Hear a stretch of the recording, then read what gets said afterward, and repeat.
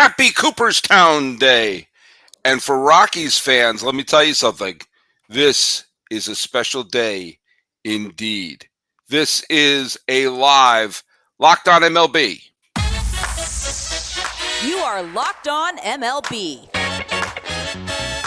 Your daily MLB podcast. Part of the Locked On Podcast Network. Your team every day.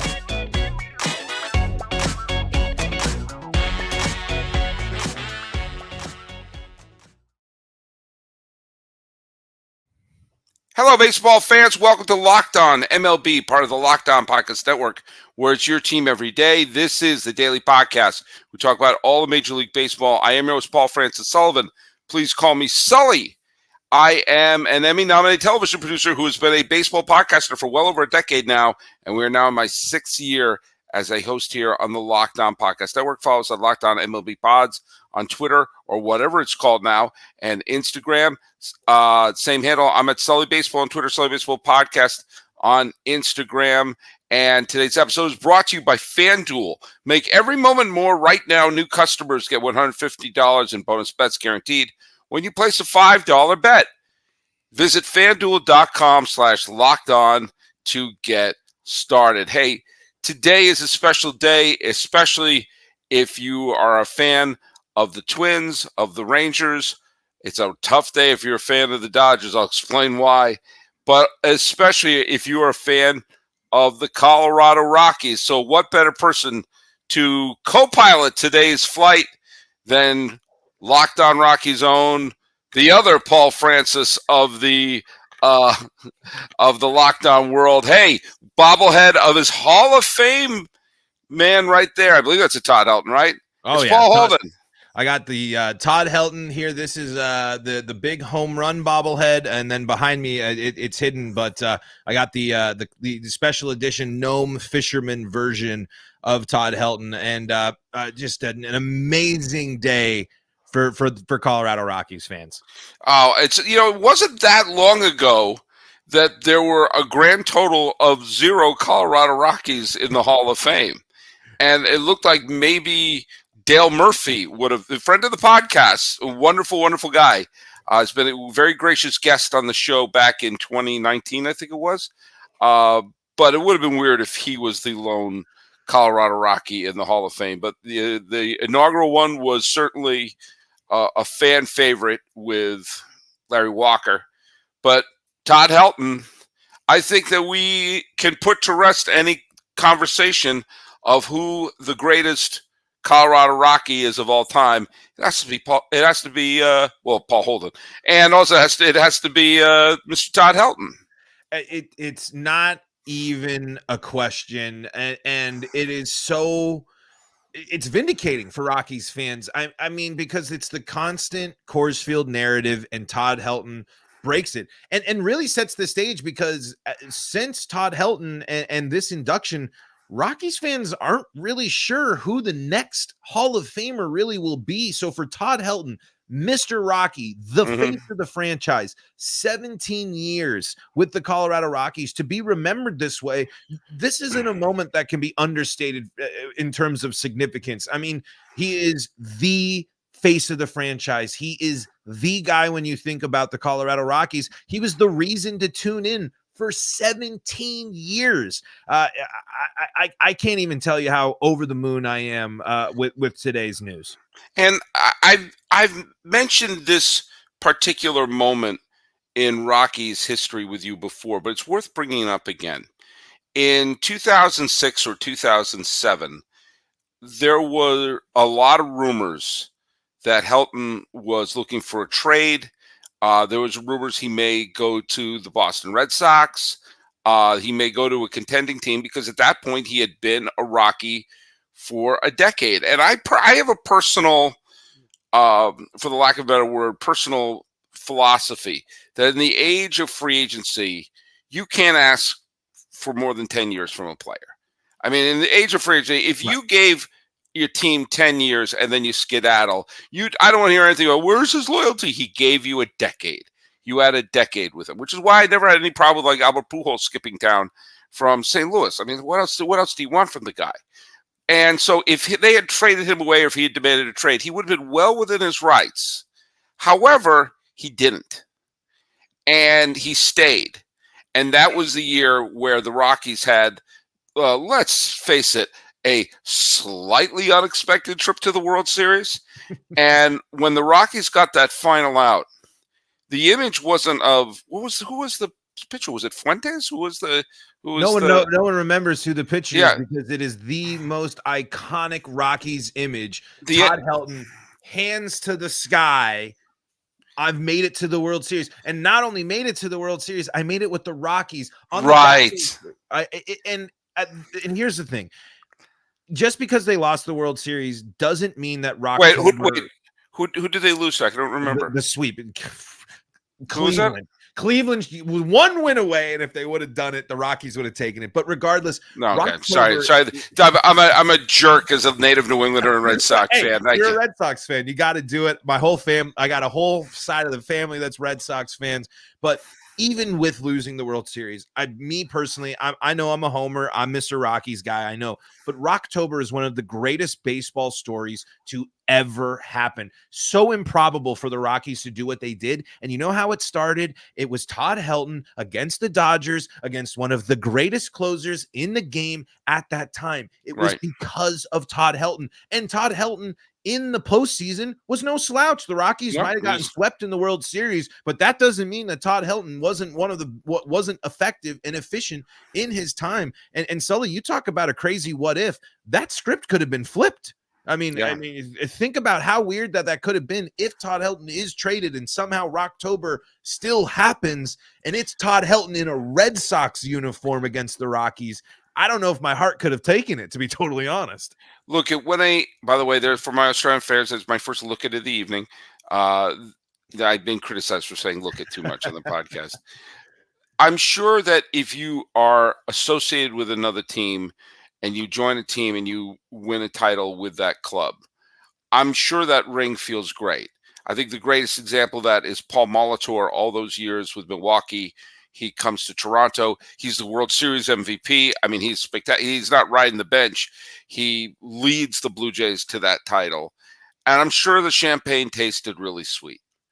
But the idea of going to the World Series with the team that you stayed with your whole career, must be the greatest feeling. And let's take a quick peek.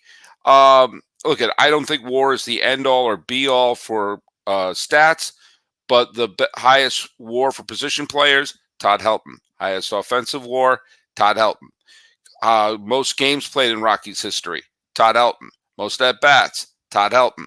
Hits, Todd Helton. Runs scored, Todd Helton. Total bases, Todd Helton. Doubles, Todd Helton. Homers, Todd Helton. Runs batted in, Todd Helton. Walks, Todd Helton. Singles, Todd Helton. Adjusted batter rate. It's like that scene in the first base, Bugs Bunny. Second base, Bugs Bunny. Third base, Bugs Bunny. I mean, he just did everything for this team. And he did it for so long. Even in the injury years, he was so essential to this team. Every single Rockies player that interacted with Todd Helton has positive things to say about him. And people that didn't watch Todd Helton, you missed out on one of the best hitters of the generation. Todd Helton is going to take you 10 pitches into an at bat, and he's going to make you hit your spots, and he's going to fight off pitches. His 2,500th hit is a double that he reaches down into the zone, fights off, and hits it the other way. He was doing that his entire career. And yes, the injuries were a problem, but there is no Nolan Arenado. There is no Charlie Blackmon. There's no Trevor Story. These guys learned under Todd Helton, mixed in with the fact of, I mean, your Dexter Fowlers, your Carlos Gonzalez's, your Matt Hollidays, your Troy Tulowitzki's. Todd Helton's influence spans basically the entire Rockies history. He's connected to every single player. He's connected to the Blake Street Bombers. He's connected to Todd and the Toddlers. He's connected to Rocktober. He's connected to the future and the playoff teams that came after him, because the biggest questions facing those Rockies teams when Arenado and LeMahieu and everyone were stepping up and the Rockies were knocking on the door of the playoffs was, who's going to play first base? And the Rockies have never come close to replicating what Todd Helton did for him, and they probably won't. To do what Todd Helton did, it won't be done again. Even if you want to buy into fully Coors Field narratives, just that production. No Rockies player right now or since him has done what he has done at Coors Field and on the road. He is truly a special player and deserves to be in the Hall of Fame, no matter where he played most of his ball games. Yeah, and look, there's two. The Todd Helton's numbers, yes, they were better in Coors than they were on the road, but you batting 287 in lifetime with a lifetime OPS of 855 on the road is nothing to sneeze at during a long career. I mean, it's not as if he was. There are some people, if you look at their splits, if you look at some of the splits of some of the players who played on the World Series champion Twins team from '87, the splits were obscene between the Metrodome and on the road. You take a look at someone like a Chuck Klein and some of the other people who really benefited. There are some people who were super heavy into Coors, like the Dante Bichettes of the world, who clearly, again, great Rockies, had some great hits, and were talented, but were superstars at Coors and pretty good on the road. Helton was always very good, and yes, he got a boost. Everyone got a boost, but he was still very, very good on the road. Hey, I just want to point out this isn't just Todd Helton's day. Our good friend Jeff Cohen, who, by the way, is in Everyday Sully. If you're listening every day, put that hashtag Everyday Sully. We know Jeff Cohen's in Everyday Sully. And he says, congratulations to Beltre, Helton, and Maurer. Well-deserved. Hopefully Wagner gets in next year. When we come back, we're going to talk a little bit about the other two who got in and those who have come, oh, so close. But first, we're going to talk a little bit about our friends at FanDuel. First, what I'm going to do is I'm going to get rid of this banner. Where's that banner at? Hold on a second. This is when you do the live stream. Sometimes you have this is live podcasting. Right there's a live podcasting. Everybody here. Oh, now it's gone. Thank you.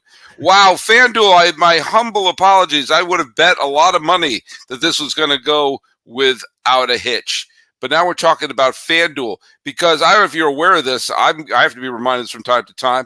Football playoffs are on right now, and this is a prime time to be going in and making your bets at FanDuel, which is America's #1 sportsbook. As you're going in there trying to say, okay, do I want to see the Lions? Do I want to see the 49ers? Do I want to see Baltimore? Do I want to see Taylor Swift?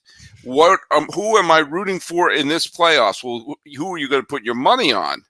That's dependent on FanDuel. And right now, FanDuel is offering a new exciting deal for new customers. $150 in bonus bets guaranteed when you place a $5 bet. That's $150 in bonus bets, win or lose. The app is so easy that you'll find new ways to use the word parlay. You got live same game parlays. You got find bets in the new Explore tab, and you can make a parlay in the Parlay Hub, the best way to find popular parlays. Say that 3 times fast. And more. Parlay, that's French for speak. So visit FanDuel.com/LockedOn and make your first field goal so easy, even a Buffalo Bills kicker could hit it. FanDuel, it's an official partner of the National Football League. Was that too soon, fans of Buffalo? Hey, quick reminder to all of you that Locked On has created the first ever national streaming 24/7 sports channel. That's right. Locked On Sports Today is here for you 24/7, covering the top sports stories of the day with the local experts of Locked On, plus our national shows covering every league. Go to Locked On Sports Today on YouTube and subscribe to the first ever national sports 24/7 streaming channel. Now, as much as you want this to be all Todd Helton all the time, and I get it. I get it. There's something to be said when your guy gets in. Oh, man. Do you want to do what's for me when one of my guy who got in was Jim Rice? Mm-hmm. I love Jim Rice. And there was a lot of arguments against Jim Rice, and I understood every argument against Jim Rice. But here's the deal: I didn't care. I wanted Jim Rice in the Hall of Fame. I He can was relate. he was my guy. Yeah. I didn't care what anyone had to say. And so when he finally got in on the 98th ballot or whatever it was, I was thrilled. I was tickled. So yeah, that to me is that was a big moment when my guy got in. And the other one of my guys was Pedro Martinez. Oh yeah, of course. But for you, I would imagine both Helton and Larry Walker. Two of the foundational players of my love of not only Rockies baseball, but baseball in general. Larry Walker was my first ever favorite player. He was the first player I actually loved. And then Todd Helton was just, again, he's the reason I got my Todd Father shirt, by the way. He even got the recognition in the speech for the Hall of Fame. Todd Helton is the official Todd Father. I grew up watching him. I mean, I am almost 30 years old. Almost half of my life has been spent watching Todd Helton play first base for the Rockies. It was, I will never forget running, screaming after he hit that home run against the Red Sox in his final homestand. I'll never forget Rocktober. There's just so many Todd Helton things. It just is incredible. And now, like I said, reflecting on it, I mean, this moment has to last a while, because who knows when this happens again for Rockies fans. Well, let's take a look at the other two who got in. Adrian Beltre got 366 votes, 95.1% of the ballots. An absolute no-brainer. 3,000 hits. Yep. Impossible not to root for. Great defensive player. Great longevity. He started so young in his career. He was in his mid-20s. He had already been in the league for 7 or 8 years at that point. By the way, and I mentioned this in the episode that I dropped earlier today, one of the great what-ifs about the Dodgers is, what if they had kept Adrian Beltre, Mike Piazza, and Pedro Martinez? 3 Hall of Famers right there who would have had all their primes not quite perfectly line up. Pedro and Mike Piazza's primes would have lined up. And then Beltre would have come right after that. But they didn't. And Adrian Beltre, by the way, good job, Red Sox, only having him for 1 year. Heaven forbid. Yes, I know they've won 2 World Series since, but I would have loved to have had Adrian Beltre there to root for a little bit longer. And he just became one of the foundational members of those wonderful Rangers teams. And you talk to Ranger fans, talk to them now, that they can't shut up about winning the World Series. But Beltre is just a beloved player there. And Joe Mauer got in by the skin of his teeth. Yeah. Absolute skin of his teeth there. That was surprising. I mean, I'm sure, shout outs to the entire Hall of Fame tracking team. I'm sure if you were a Rockies fan, you were following along with all of those guys. And for the longest time, Mauer was trending above Todd Helton. And then I was fully prepared to sit there and for them to say 2 people are getting in. And if they were going to say 2 people are getting in, I thought Todd was going to be the one that got the axe. But I mean, these are 2 players that are, again, so synonymous with me growing up and watching the game. 2 guys that just were so good. And I just remember Adrian Beltre being someone that just embodied how fun the game of baseball can be. When you allow someone that actually was allowed to have his personality flourish in the game of baseball.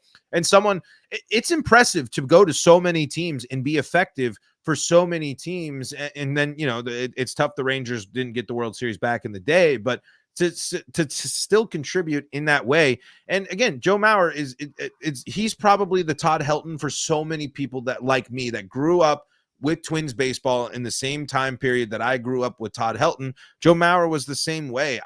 I really, really respect players that do stay their entire careers with places. I think that it's not something they have to do by any means. I'm totally with you, Sully. A decade, especially, like you have paid your dividends. That is totally fine. But there is something I think that should be valuable to Hall of Fame voters, to honor these guys that are great for these organizations that don't get the same exposure. I mean, it's really frustrating as a Rockies fan to not only fight Coors Field narratives, but to fight East Coast writer bias when it comes to the Hall of Fame. And it's not just the Rockies, it's every other small market team that doesn't have these writers watching these ball games at 10 o'clock or really caring about a Milwaukee Cincinnati Reds at some point in the season. So I think it's really, really important for players like Helton and Mauer to be respected like this, because their greatness should be respected no matter what their team was, even in bad years for their teams, especially in the case of Todd Helton.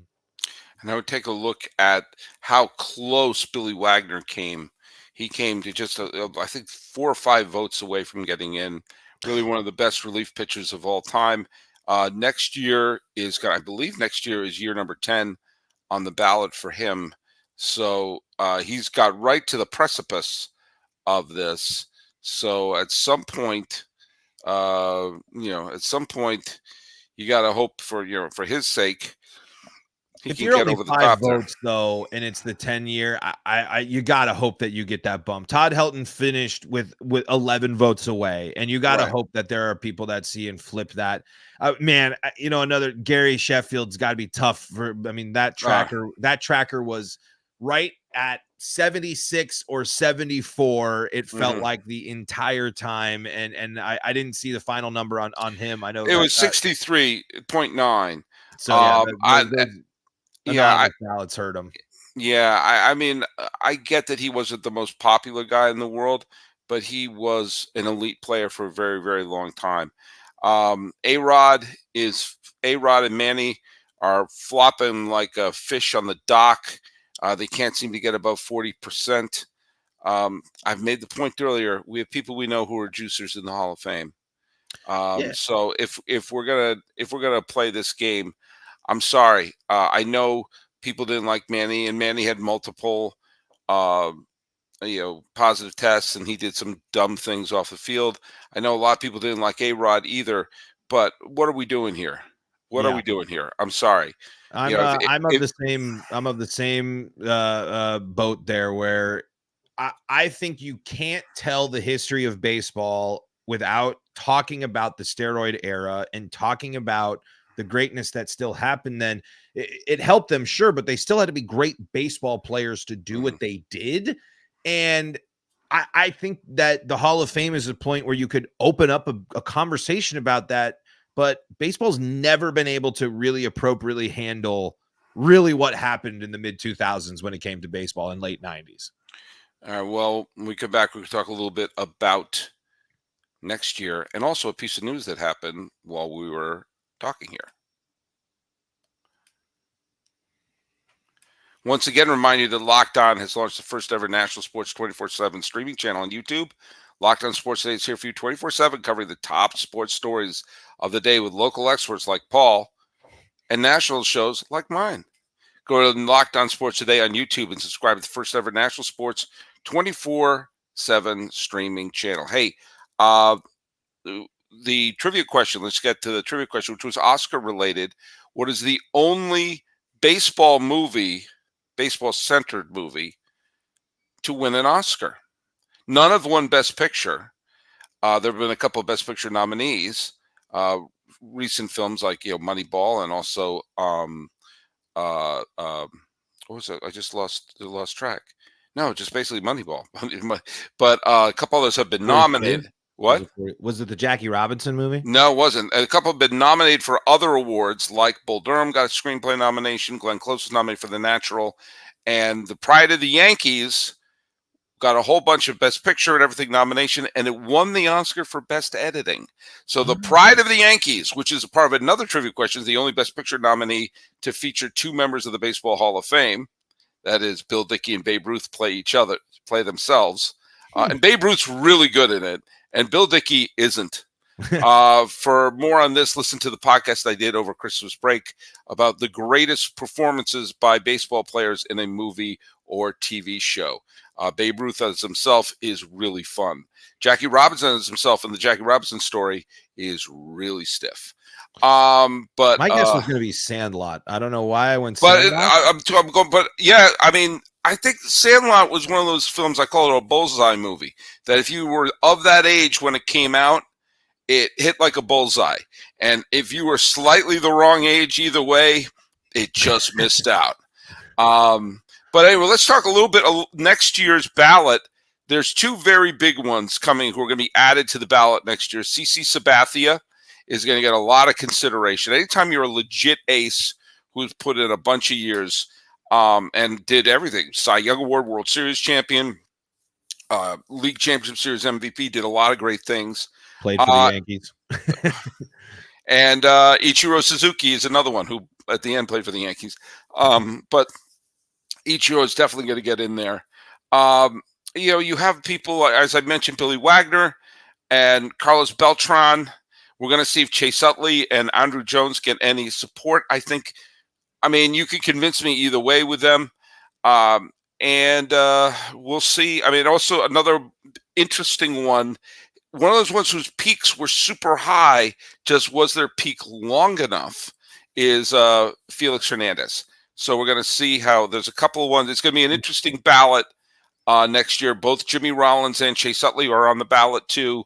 So we're going to see if any of that comes around. So it's going to be interesting, but not a lot in terms of Rockies. No, no, that like I was saying, this moment means so much because it's also going to be the last one for a while. There's just at this point, if even if Arenado continues on his trajectory, there's an argument to be made that he doesn't go in wearing a Rockies uniform, and that is a reality. But I was talking to some folks today. They said maybe Charlie Blackmon. I was like, I don't know if he's going to make that vote, but he might. But you saw a prime example here with the Rockies. Matt Holliday didn't get very much of anything here, and he is a Rockies great. So yeah, it's a bummer there. But for me, when I hear that, Ichiro, oh man, when I think of special baseball players, when I think of people that deserve to be not only first ballot, but in me personally, it should be unanimous.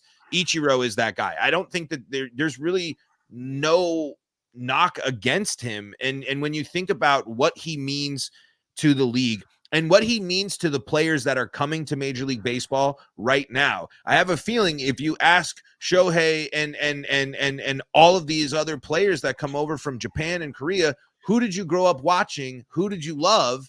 Ichiro has to be on most of their lists. He's someone that I think is so important to the game, was so good. And you still hear the fact that you put Ichiro out there, he might hit a single still and throw somebody out from right field. And he broke the stereotype of, yes, Japanese pitchers can make the transition, but no position players could. That was said as if it was brought down from Mount Sinai. And then in comes Ichiro Suzuki in the middle of the steroid era, bunting and slapping his way on, getting 3,000 hits and electrifying the game.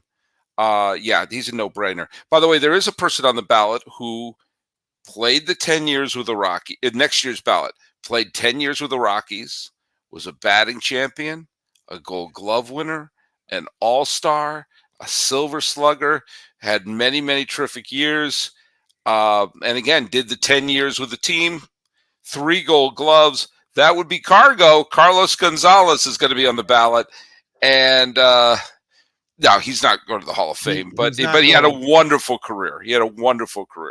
Carlos Gonzalez is a all-time favorite Rocky, and I would say he has the sweetest swing I've ever seen, only rivaled by one person, and it's Ken Griffey Jr.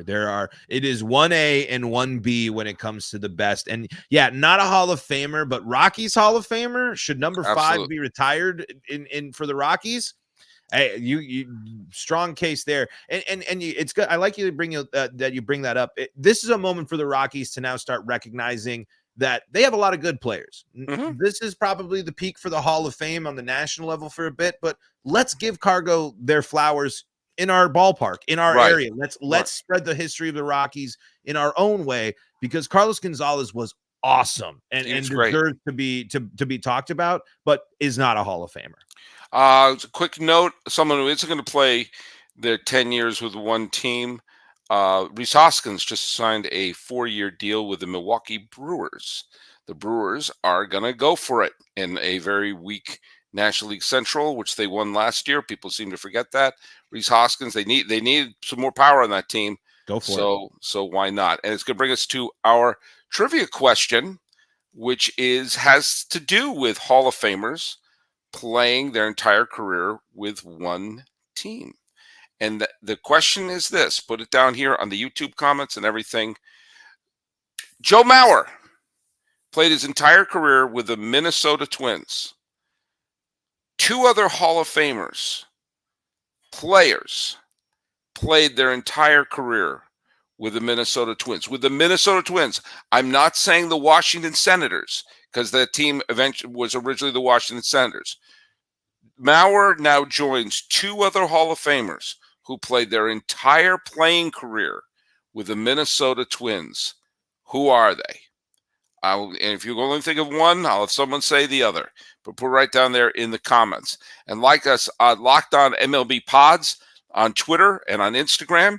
I'm your pal Sully. It's Sully Baseball on Twitter, Sully Baseball Podcast on Instagram. Hey, Paul Holden of Locked On Rockies, where can people follow you? You can find me at Paul Holden 33 or the show at LO Rockies. The best place to go is the Locked On Rockies YouTube channel, though, where you can stay up to date with the show. Go find us there. And for a period of time last summer, I was a guest host. I filled in for you for about 8 or 9 shows, including and a time when the Rockies were actually doing some fun and exciting stuff. I know it was actually a fun time to be following the Rockies. And I think you were covering when they sunk the Yankees season. Yep. It was. You're welcome. You're welcome. And Doyle came up. It was a good time. Yeah. All right. Well, there you go. So thanks so much for watching us, and got 2 shows in today. How about that?